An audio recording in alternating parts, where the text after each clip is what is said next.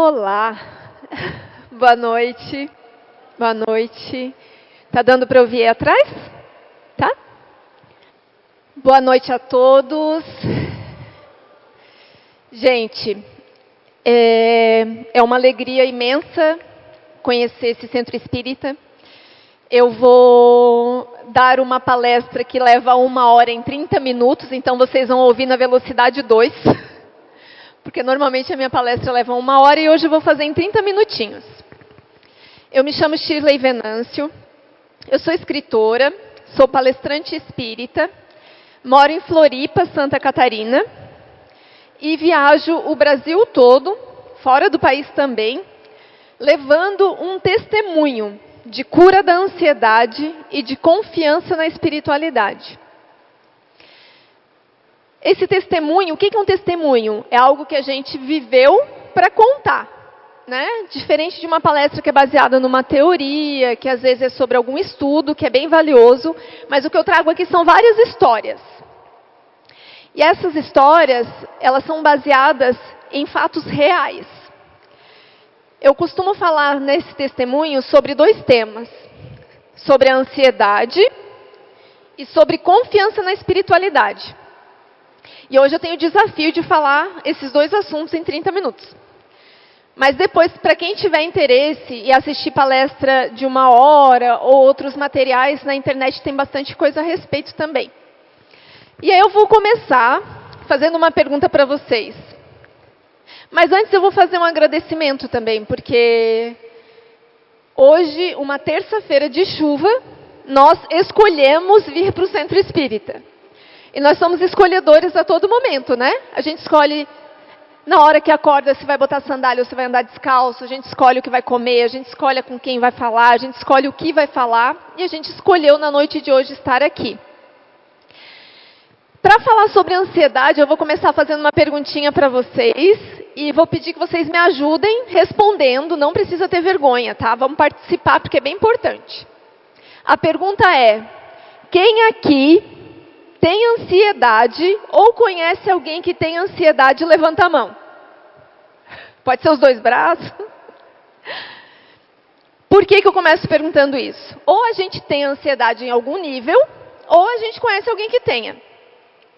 E por que eu vou falar de ansiedade numa certeza e numa segurança? Porque eu tinha ansiedade no nível hard, eu falo, emergencial, generalizada, não acreditava na cura, tomava milhões de remédios tarja preta, fazia tratamento psiquiátrico. Há 3 anos eu me curei da ansiedade e falo sobre esse assunto porque na época, quando eu tinha ansiedade, eu não ouvia falar. E eu não acreditava na cura.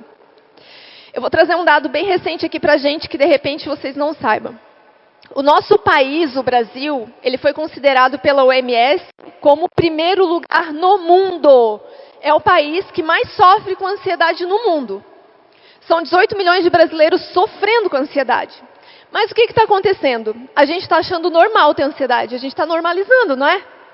Quando eu falo assim, eu falo sobre a cura da ansiedade. Shirley, é normal ter ansiedade. Quem é que não tem ansiedade hoje em dia? Só que a ansiedade, quando não cuidada e quando vai nos fazendo mal, quando começa a tirar nosso sono, nossa qualidade de vida, ela se torna algo que faz com que a gente não tenha mais vontade de viver. E aí, como todo mundo levantou a mão aqui, eu avisei vocês que eu vou falar na velocidade 2, né? Tá bem rapidinho. Como todo mundo levantou a mão, o que será que sente quem tem ansiedade? Vocês conseguem me ajudar? Ótimo, já começou um participante aqui. Pensamento acelerado. O que mais que sente? Mais alto? Insônia? Taquicardia, falta de respiração, falta de ar, tremor nas mãos, desestabilidade, medo, distúrbio alimentar, a gente tem vontade de comer tudo, né? Porque acha que vai passar aquela ansiedade. Pensamento acelerado, sempre no futuro ou no passado. Angústia, náusea, dor de barriga, coceira, queda de cabelo. Nossa, são inúmeros os sintomas. Mas será? A gente já pensou por que a gente sente tudo isso? Alguém já parou para pensar? Eu estou com ansiedade, eu estou com crise, eu vou ter parece que vai dar um infarto. Quando eu tinha ansiedade no nível muito alto, eu decidi estudar para entender o que é ansiedade. E aí eu busquei conhecimento, fazendo especialização, pós-graduação, lendo muito sobre isso. E eu entendi que a ansiedade, meus irmãos, é uma doença de fundo emocional. Se ela é de fundo emocional, só tomar remédio não vai curar, porque é de fundo emocional. E como eu estou falando para vocês que a ansiedade é de fundo emocional, eu não posso deixar de contar uma outra mini história, porque eu falo que eu não sou palestrante, eu sou contadora de histórias, né? Essa mini história que eu vou contar para vocês vai elucidar o quanto é verdade que olhar para a saúde emocional ou não olhar para a saúde emocional impacta na nossa qualidade de vida. Eu já fazia tratamento psiquiátrico, só deixa eu ver onde que tem relógio. O meu desligou, para saber a hora. Ali, tá ótimo, obrigada.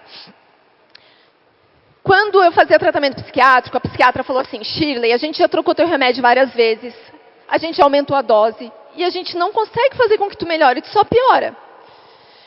Então eu estou achando que tu deve fazer terapia semanal, quem sabe vai te ajudar. Naquela época, eu tinha 38 anos, ontem no caso, ninguém faz conta agora, faz pouco tempo. Eu falei, fazer terapia. Gente, eu não me vergonho em dizer para vocês que eu achava que fazer terapia era pagar para alguém me ouvir. Hoje, curada, eu entendo que quando a gente faz terapia, a gente está investindo tempo, dinheiro, para se ouvir. E eu falei, tá, se a médica está dizendo que eu tenho que fazer terapia, eu vou lá então. Comecei a terapia. Primeira semana, 1 mês, 2 meses, 3 meses. Atenção à parte que eu vou falar agora. 4 meses de terapia, eu me achava Mulher Maravilha. Não tenho problema, não tenho trauma, eu sou forte, eu dou conta de tudo, eu não choro. Eu achava que eu tinha que dar conta de tudo. E eu não entendia para que eu estava fazendo terapia, até esse dia que foi no 4º mês. Determinado dia, a psicóloga perguntou assim para mim: Shirley, me fala da tua avó. Eu falei, minha avó já morreu. Como é que era a relação de vocês? Eu falei, a gente se dava muito bem, minha avó era minha madrinha de crisma, que eu sempre fui muito católica. E qual foi a cena mais importante que tu viveu com a tua avó? Mais marcante? E aí, meus amigos, a gente não lembra muito disso, né? E eu falei, não sei, não lembro. Tenta lembrar, qual foi o dia mais forte que tu viveu com a tua avó, que mais te marcou? E aí, eu não sabia que estava guardadinho numa gaveta lá no meu subconsciente, essa cena que eu comecei a relatar para a terapeuta. Eu falei, foi quando eu era criança e comecei a trazer uma informação que eu não sabia que estava viva em mim. E eu relatei para ela o seguinte: eu tinha 5, 6 anos de idade quando a minha avó me chamou para ter uma conversa muito séria. No quintal da casa dela, ela se abaixou, porque eu tinha 5, 6 aninhos, e falou assim: minha filha, a avó precisa conversar contigo, porque tu já é uma mocinha. Olha o que a gente faz com as crianças. Tu já é uma mocinha. A tua mãe, ela tem uma doença muito grave. Ela sofre dos nervos. Naquela época se falava assim para esquizofrenia, né? E tu não pode chorar na frente dela. Se tu tiver um probleminha na escola, a mamãe não pode saber. Se tu se machucar, tua mãe não pode saber. Se tu brigar com um amiguinho, qualquer coisa ruim, a tua mãe não pode saber. Sabe por quê? Porque a tua mãe não pode se incomodar. Se ela se incomodar, sabe o que acontece? Ela vai amarrada numa camisa de forças, numa ambulância, e vai ficar muito tempo longe de ti. A pergunta que eu trago para vocês é a seguinte: como que essa criança se tornaria um adulto saudável se ela entendeu aos 5, 6 anos que ela não podia expressar seus sentimentos, que ela não podia chorar, que ela não podia ter dor? Ai, ficou ótimo assim. Porque como é que eu vou reconhecer vocês na rua, no escuro? Obrigada. Que ela não... Como que essa criança iria crescer saudável se ela entendeu que ela não podia se expressar para a pessoa que é maior referência, que é a mãe, né? Enquanto eu ia falando aquilo tudo para a terapeuta, ia caindo as fichas. Eu falei, meu Deus, então é por isso que eu sou assim. Então é por isso que eu nunca choro, que eu sempre protejo o trabalho, o amigo, o namoro, todo mundo e nunca cuido de mim. Enquanto eu falava isso para a terapeuta, eu pensei e perguntei para ela, então eu posso chorar? Aos 38 anos, eu perguntei para a psicóloga se eu podia chorar. Por que eu estou trazendo esse assunto aqui para vocês? Porque esse dia foi o dia mais libertador da minha vida, porque eu entendi que eu sou um ser humano integral, com emoção, com sentimento. E quantos de nós vivemos experiências ou na nossa infância, ou adolescência, ou no trabalho, ou no casamento, que a gente não expressa, que a gente não fala? Por quê? Nós temos crenças muito limitantes aqui no nosso país. O que acontece? Aqui no Brasil, a gente tem uma cultura enraizada de que a gente não pode falar do que sente, que a gente não pode falar das nossas dores, que a gente não pode pedir ajuda. O que eu ouvia quando eu era criança, lá no quintal da minha casa, minha mãe, minha avó conversando quando eu era criança? Ah, dizem que a filha da fulana está com depressão. Daí a outra dizia, depressão? Que nada, é falta de trabalho, vai dar um quintal para carpir, vai lavar uma roupa para ver se não passa. Vocês já ouviram algo parecido? Né? Ah, dizem que a menina está com ansiedade. Frescura, falta de Deus, falta do que fazer. Os meninos, o que os meninos escutavam quando criança? Né? Muitos homens aqui. Homem não pode chorar. Homem que é homem não chora. Olha que pecado. Eu adoraria falar sobre ansiedade, sobre a saúde emocional por muito tempo, mas eu estou compactando essa parte para poder ir para outra em seguida. A boa notícia que eu trago para vocês é porque, através da terapia, essa criança se curou. Depois foram vários traumas que foram sendo curados. Várias sessões que eu fui libertando muitas dores. Porque essa cena da camisa de força, eu vi a minha infância inteira. Então imagina quanta dor não tinha ali dentro. Mas e aí a gente falou que é ansiedade, porque só faz sentido a gente falar sobre tudo isso se vocês saírem daqui com alguma atitude, né? Porque todo mundo levantou a mão, então a gente tem ou conhece alguém que tenha. A gente falou dos sintomas, a gente falou da questão emocional, mas e aí, como é que faz para mudar? Né? Como é que faz para se curar da ansiedade ou para começar um movimento? Primeiro, a gente precisa pedir ajuda. Porque sozinho a gente não vai conseguir. Então, a gente precisa de profissional. Buscar um médico, um psicólogo, um psiquiatra. Não ter vergonha disso. Porque, um exemplo, a gente quebra o pé, a gente vai no ortopedista. A gente cai o dente da frente, a gente vai no dentista. Mas se eu não estou dormindo a semana inteira, se eu estou com crise de choro, se eu estou com pensamento negativo, se eu estou com pensamento suicida, a gente acha que é besteira, a gente põe para debaixo do tapete e vida que segue. Sendo que se a gente não tem saúde emocional, saúde mental, a gente não consegue estar bem em nenhum lugar. E aí, como que eu posso fazer para ajudar vocês nesse sentido? Há 1 ano e meio atrás, mais ou menos, a espiritualidade, um espírito que me orienta e me guia, que depois vocês já vão saber mais sobre essa história, me orientou para que a gente criasse um projeto social para ajudar as pessoas que não têm condição de pagar valor integral de terapia. Então, hoje, a gente tem um projeto social que se chama Filhos do Amor, que atende pessoas de forma online do Brasil todo, para que possa cuidar da sua saúde mental, emocional, não só para quem tem ansiedade, né? Às vezes é uma síndrome do pânico, depressão. Porque fazer terapia hoje no nosso país é algo que nem todo mundo tem acesso, né? Porque é meio caro, R$300 uma sessão, 200, 150, e no nosso projeto ninguém deixa de ser atendido. E o interessante trazer é que a maioria dos terapeutas são espíritas, tá? Porque acaba tendo um olhar mais expandido sobre a espiritualidade.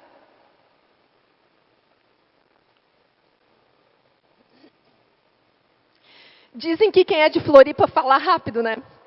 Imagina eu aqui querendo falar 1 hora em 20 minutos. Mas está tudo certo. E as pessoas falam assim, Shirley, mas tem certeza que tu não tem mais ansiedade? Essa pessoa que vocês estão vendo aqui não é a mesma pessoa de quem tinha ansiedade, né? O que eu falo é o seguinte, as informações continuam vindo ao meu encontro. O que eu faço com elas é escolha minha. Então, para a cura da ansiedade, a gente precisa adquirir novos hábitos de vida. Um exemplo. Deus, me ajuda a me curar da ansiedade. Vou lá, rezo e peço para Deus e tomo um monte de café preto o dia inteiro. Cafeína é estimulante, não vai me deixar tranquila. Deus, me ajuda a me curar da ansiedade. Eu só assisto desgraça no celular. Não vou ficar curada da ansiedade. Então, a gente precisa criar novos hábitos alimentares, de atividade física, relacionamentos tóxicos, fazer escolhas. Agora, depois, eu vou convidar vocês, se vocês quiserem assistir outras palestras essa semana, eu vou estar em Campo Grande e vão ser palestras com mais tempo, para a gente falar com mais detalhes sobre esses assuntos. Mas, a parte que eu vou falar agora, que vai fazer muito sentido, é porque eu não posso ir embora só falando de ansiedade. Porque eu preciso dar o meu testemunho de fé. Até 4 anos atrás, eu não era espírita, não acreditava em vida após a morte, era totalmente cética, católica e não acreditava em nada disso. Ao longo desses 4 anos, eu recebi a informação de que essa é a minha 3ª encarnação como espírita. Então, eu já venho de uma jornada de encarnações espíritas. E por que essa menina, que é tão nova no espiritismo, está lá na frente falando de espiritismo e de vida após a morte? Porque em 2021, a pessoa que não acreditava em nada, que ria quando alguém falava disso, viveu uma experiência que transformou a sua vida e que a fez testemunhar pelo Brasil todo e fora do Brasil que existe vida após a morte. Em 2021, eu recebi a visita de um espírito que se manifestou através de outra pessoa, veio me dizer que eu iria me curar da ansiedade, que eu iria escrever um livro e que esse livro alcançaria o mundo todo. Em 2021, 4 anos atrás, eu falei para esse espírito, é impossível, eu não sou boa de português, eu não sou boa de gramática, eu não sei nada de espiritismo e de espiritualidade, como é que eu vou escrever um livro? Você vai viver para contar. Você já escolheu isso antes de vir para cá e você vai ser escritor o resto da vida. Eu trabalhava no varejo como gerente de loja, vendedora, supervisora de loja a vida inteira. Nunca fui de ler, nunca fui de escrever. Como é que esse espírito vem me dizer que você é escritora? E sabe o que ele disse, o absurdo para mim? Eu estava com ansiedade, com síndrome de burnout, me desligado do meu trabalho. Ele me disse que esse livro alcançaria o mundo todo. Há 4 anos atrás. Como eu tenho pouco tempo, eu vou vir para agora, janeiro de 2026. Escrevi o meu livro 2, lancei 3 anos consecutivos na Europa. O livro está sendo traduzido para o português, francês, italiano, espanhol. Sabe como? Sem dinheiro, sem editora, sem apoio cultural. Sabe como? Com a fé divina e a fé humana. Por quê? Porque em 2021, esse espírito que me falou tudo isso, ele finalizou a conversa dizendo assim, e esse livro vai alcançar o mundo todo, mas eu tenho uma notícia para te dar. A sua mãe não está bem. Gente, minha mãe tinha falecido há 9 anos, e dentro das minhas crenças católicas, onde que ela estava? No céu, descansando, em paz, era o que eu sabia. Eu falei, mas ela não morreu? Não, ela está viva no plano espiritual, sofrendo porque você tem ansiedade, ela se sente culpada. E eu falei para esse espírito, mas como que eu faço para ajudar se ela está viva? Você vai conversar com ela em oração e ela vai te ouvir. Eu falei, eles escutam? Eu não entendo nada de espiritismo. Sim, eles escutam. Você não fala com Deus, ele te escuta. Quando você chegar em casa, hoje ou amanhã, você vai ficar sozinha e você vai em oração falar com a sua mãe. Pedir perdão, dizer que ela não tem culpa por nada. E tudo vai ser resolvido. Você promete que vai fazer? Eu falei, prometo. E esse espírito insistiu, você jura para mim que vai fazer essa conversa?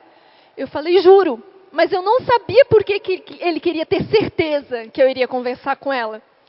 Porque essa conversa no dia seguinte foi o dia determinante para eu estar aqui hoje. Fui para casa. No dia seguinte eu estava sozinha, eu falei, bem, se esse espírito falou a verdade ou não, que eu não sei, eu vou fazer minha parte, né? Vou fazer uma oração e vou falar com a minha mãe. Lembrando que a pessoa não acreditava em vida após a morte, não acreditava em nada, um espírito se manifestou, disse isso, e eu fui lá, bem, se é verdade, vou tentar.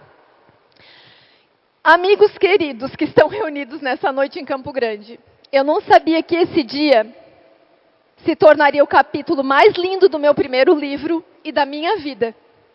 Porque o que eu vivi naquele quarto em março de 2021, eu não sabia que era possível viver e testemunhar.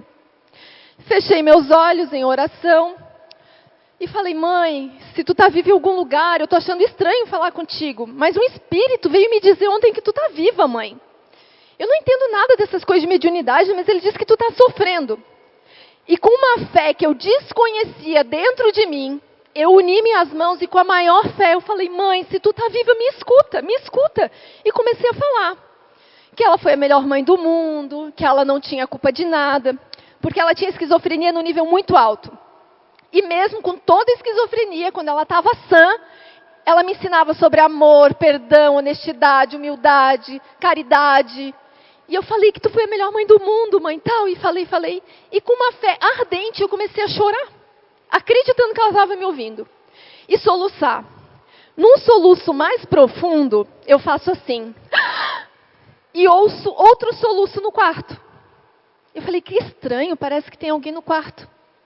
Continuei falando e chorando. E soluçando, eu escuto de novo um outro choro no quarto. E eu falei, meu Deus, que medo, parece que tem alguém aqui no quarto, mas eu estou sozinha em casa.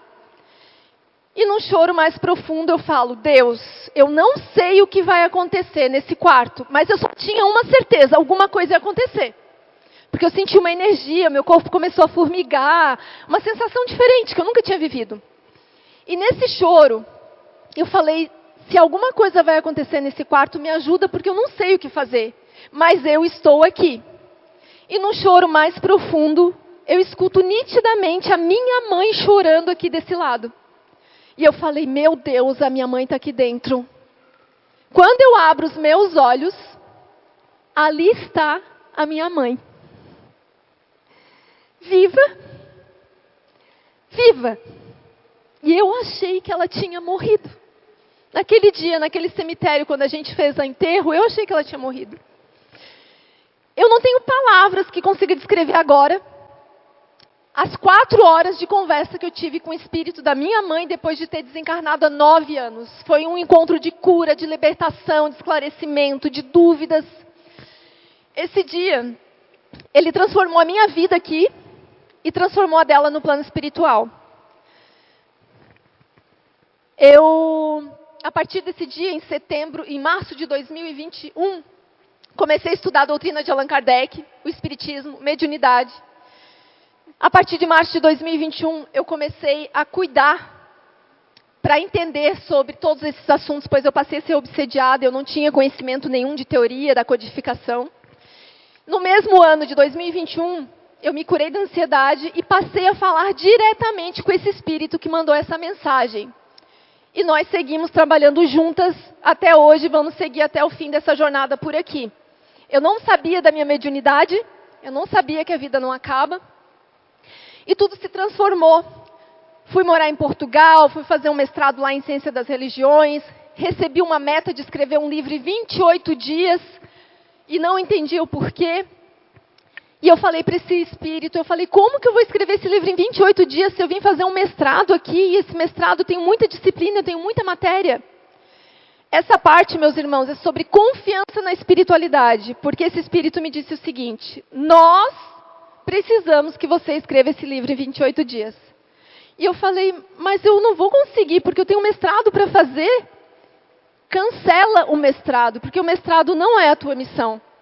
Eu falei, como que eu vou cancelar um mestrado se eu vim para cá para isso, para estudar? Eu larguei toda a minha vida, eu vendi tudo que eu tinha, curada, feliz. O livro e o espiritismo é a tua missão, cancela o mestrado. Daí eu pensei, bem, vou negociar com o espírito, né? Vou tentar um prazo melhor. Eu falei, não dá para ser 2 meses, 3 meses. Shirley, a sua missão é escrever esse livro até 30 de abril. Até 30 de abril. Larguei o mestrado, perdi o dinheiro e fui escrever o livro. 3 dias antes eu entendi por que da pressa da espiritualidade. Recebo um convite para lançar um livro espírita de uma pessoa sem editora no maior evento literário do país. Voltei para o Brasil sem dinheiro, sem casa, sem um mestrado e com a missão dos livros e do espiritismo. O final dessa história, que eu estou compactando, infelizmente, para vocês, é a seguinte. Quando eu estava aqui no Brasil, comecei vendendo meu livro de mochila, de porta em porta, ainda não era palestrante espírita. E aí, eu vou trazer a informação mais importante dessa história, para que faça mais sentido para vocês irem para casa com essa mensagem. Em setembro de 2022, o meu dinheiro acabou. Eu não tinha dinheiro para aluguel daqui 10 dias. E eu falei, vou voltar para o comércio, porque daí eu tenho dinheiro para seguir com esse livro. O que esse espírito me diz? Você não pode, porque você tem que ter horário livre, porque você vai viajar muito. Eu viajar para onde? Para fazer o quê? Eu nem tenho dinheiro, o que eu vou ficar viajando? Nós, da espiritualidade, precisamos do seu tempo livre para viajar. Hoje, 3 anos depois, eu vou para Floripa praticamente para trocar de mala, porque eu vivo viajando. E eu falei, tá bom, eu confio na espiritualidade. A gente tem que ver que o seguinte, meus amigos, a gente fica, Jesus, eu conto contigo para dar certo o financiamento da minha casa. Virgem Maria, eu conto contigo para dar certo o vestibular do meu filho. A gente fica dizendo que conta com eles o tempo todo. Só que uma coisa que a gente esquece ou não sabe é que eles contam com a nossa coragem para trabalhar por aqui. E eu falei, meu Deus, eu preciso de dinheiro. Então eu vou lançar um curso. Você não pode lançar curso. Eu vou atender como terapeuta. Você não pode atender como terapeuta. E aí eu falei para esse espírito, como que eu vou fazer então para seguir? Porque aqui na Terra a gente paga aluguel. A gente paga ônibus, a gente precisa comer. Essa mensagem que eu vou falar para vocês para finalizar, ela foi a mais difícil que eu ouvi até hoje, mas é a mais impactante desse testemunho. Esse espírito me disse o seguinte, setembro de 2022. A partir de hoje, você vai exercitar a humildade que você acha que tem e que você ainda não tem. Eu falei, mas humildade? Como assim? Como é que eu vou fazer?